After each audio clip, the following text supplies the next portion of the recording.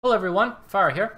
Today we're going to talk about the Graf Zeppelin, specifically what's been going on with the Graf Zeppelin, because Wargaming, as we move our little overlay, has brought us some new versions. We have the Graf Zeppelin Test 1 and we have the Graf Zeppelin Test 2 to complement the standard Graf Zeppelin. If you were an owner of the Graf Zeppelin, rather than asking for a refund, you can participate, I believe along with the super testers, in the testing of the new iterations of the Graf Zeppelin. So what has changed? What have they added? What have they done differently? So, statistically speaking, we have some new armor-piercing bomb mechanics. The Graf Zeppelin Test 1 has its fighters down-tiered from 8 to 7. We've got new drop patterns for the Test 2 and the Test 1 ships. And for the most part, the penetration of the bombs is the major difference here. So, to go in brief, what is the Graf Zeppelin, the original? Well, it was 2 fighter planes at tier 8, 3 dive bombers at tier 8. And the problem with the Graf Zeppelin was that it had armor-piercing dive bombs that would have a 6-second or plus higher delay, and it was very difficult to manually aim, and there was no point in manually aiming because you would click on the target anyway, and you would do lots of damage against your targets. Specifically German battleships. Against anything else, it wasn't very good. Okay? The fighters had low health, they had low ammunition, and they were considered tier 8s. But they were quite fast, and all the planes load quite quickly, and that was kind of the gimmick, and then there was some secondaries and whatnot, but that's not really our main focus. So, the Graf Zeppelin Test 2, the fighters are left identically the same, but the armor-piercing dive bombers use the same circle reticle drop pattern as the high explosive setup on the Graf Zeppelin.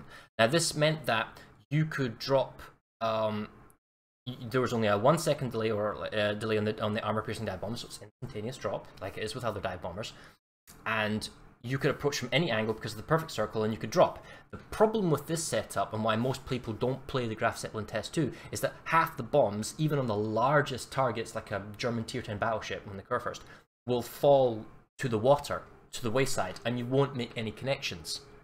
Bad. The Graf Zeppelin Test 1, which is the preferential ship of the 2 test setups, and one that's considered supremely overpowered, well, it's not overpowered. Like, the Test 2 doesn't have the HE, and the reason why the Graf Zeppelin circle reticle works on the original Graf Zeppelin is because you only need 1 or 2 bombs to connect to land of fire, and the fire ticking is what generates you the damage. You have to be reliant on your Alpha Strike with the Test 1 and the Test 2 because they're only armor-piercing dive bomb setups. On the GZ2 tests, miss Test 2. On the Test 1, it's a very, when you manual aim, it's a very small elliptical bomb pattern which you can lay perfectly over the ship many times. So you can actually aim on the ship and where you want to go. However, there's a 3-second delay on the bomb releases, half from what the Graf Zeppelin 6 was. And because the armor-piercing dive bomb mechanics have changed, you can do more damage to more targets. So you're not limited purely to the German battleships. The fighters are down-tiered from tier 8 to tier 7. Now this is good only in that the dogfighting skill is works in that it gives you that benefit against Shikaku and Lexington fighters. It means that the Enterprise, if his fighters tangle yours, and it's really only when you have a lock-on engagement, the 10% DPS increase doesn't trigger for the Enterprise, and it means that, theoretically speaking, it makes the terrible fighters slightly better for the Graf Zeppelin, so that if you do engage scout fighters, like scout catapult planes, or the Shikaku fighters, you get a slight advantage, and you might win like a long click-and engagement, but for the most part, people don't do that, they strafe. People do strafe duels at tier 8s. If you're particularly good, you don't want to engage in enemy planes because it's not going to favour either party, especially if you're over or near hostile anti-air bubbles and auras.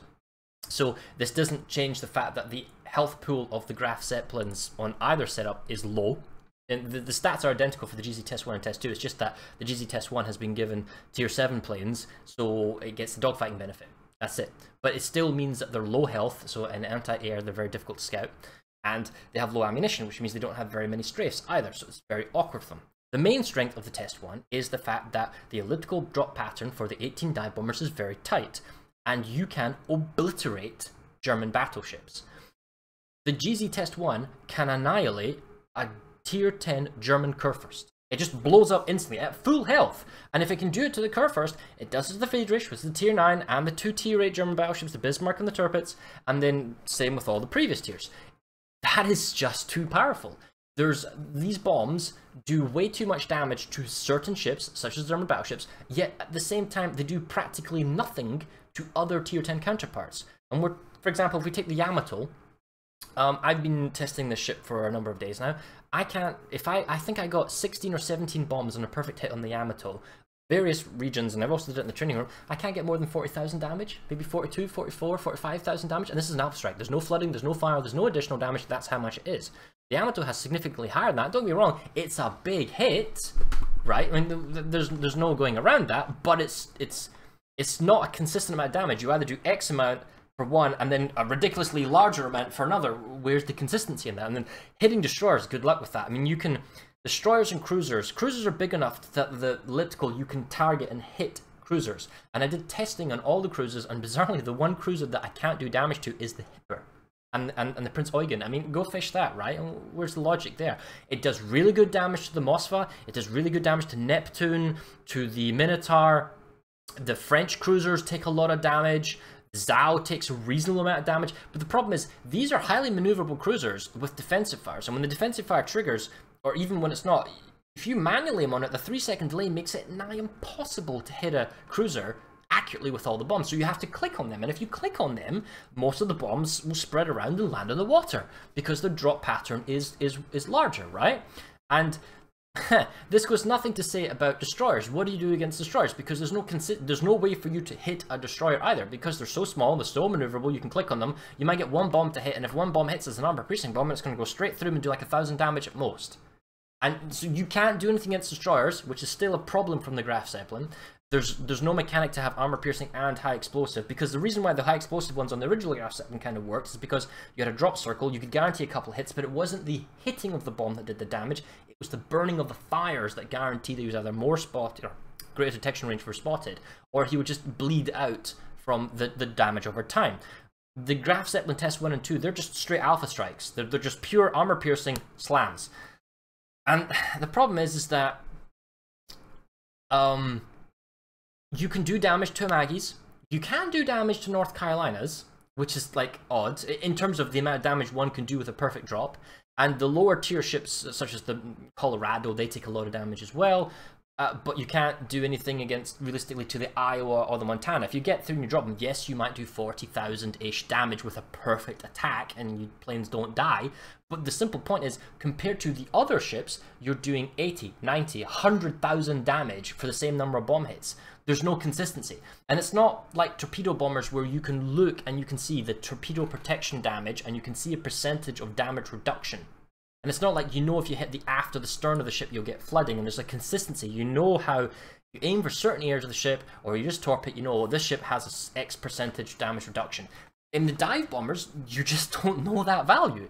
So, while many people are calling the Graf Zeppelin Test 1 overpowered, they are correct in a limited sense, in that certain ships are should be terrified of this ship because the ship is entirely broken.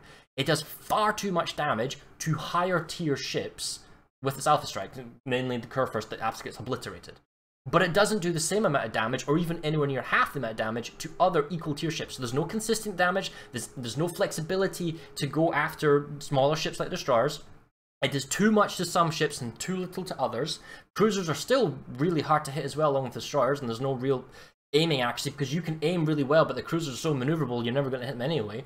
And it doesn't address the fact that the planes are really weak.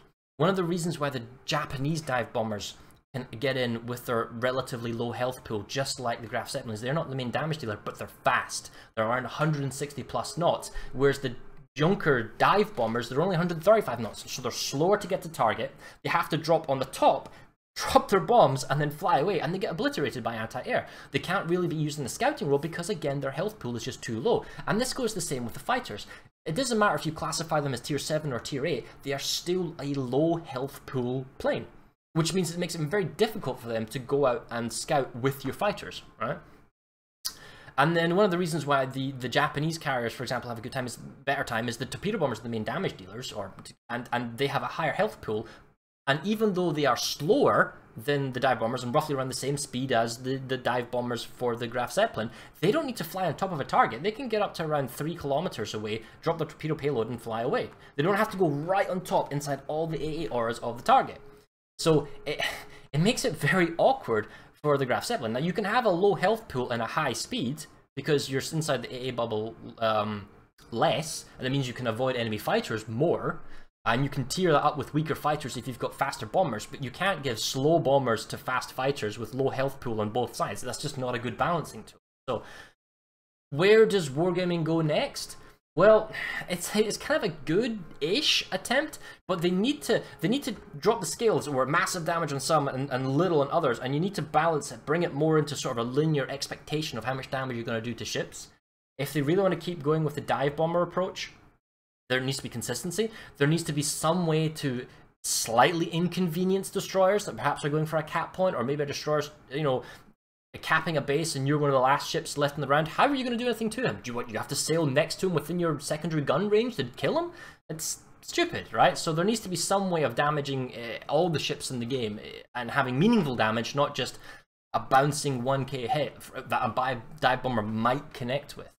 And I presume the next test, the Wargaming did say they would add torpedo bombers, but something makes me think they're going to try deep dive torpedoes along with his Pan-Asian line destroyers. They're going to add this, and that then still adds a problem of hitting destroyers and cruisers, but we'll wait to see it happens. We did hear there'll be multiple iterations of the Graf Zeppelin test. So, in a nutshell, what do I think so far with this update?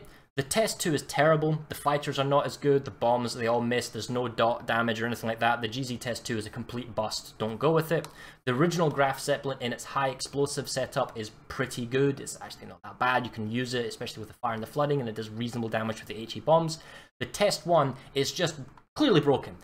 You can't damage certain ships, but it doesn't matter. There's so many people playing German battleships and ships that are vulnerable to it that you go into a battle and the statistics are skewed because you just go for the ships that you know you can obliterate, and the fighters can give you just enough of an edge to get to your target and blow them up, and the ship is balanced or fun because you can annihilate certain ships. And this is the same problem that the Enterprise suffers from, except at least the Enterprise has twin torpedo bomber waves, although they're janky waves, so that they can use torpedoes to awkwardly attack destroyers and cruisers. So in that way it gets away with using dive bombers because the torpedoes can supplement the damage on much harder to hit ships.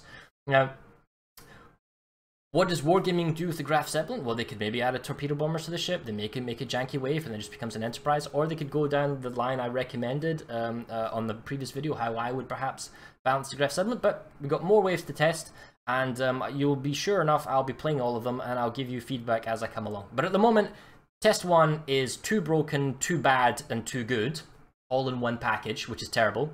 It doesn't scout particularly well, it doesn't air control particularly well, although it's slightly better because you down-tiered the planes, but it's still pretty bad. And yeah, it's not very flexible, and it's all over the place. But at least they're trying, I suppose. So, thanks for watching, and the next time they do an update, I'll do a video for it, and we'll see where we go from there. Alright, goodbye guys.